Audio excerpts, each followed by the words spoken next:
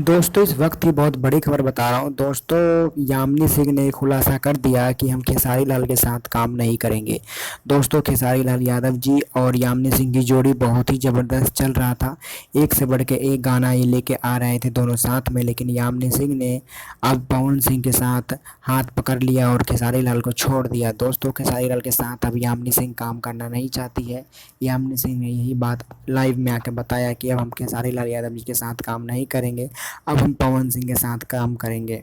खेसारी लाल यादव जी के साथ काम अब यामिनी सिंह नहीं करेगी। अब कभी आपको यामिनी सिंह और खेसारी लाल साथ में दिखाई नहीं देंगे। दोस्तों आपका क्या राय है, प्लीज़ हमें कमेंट करके ज़रूर बताएं। अगर वीडियो अच्छी लगे तो लाइक करें और चैनल को सब्सक्राइब करें, ताकि हम एक से बढ़ के एक वीडियो आपके लिए लेके आते रहें। बस आप लोग अपना प्यार और आशीर्वाद इसी तरीके से बना के रखिए। धन्यवाद, थैंक यू।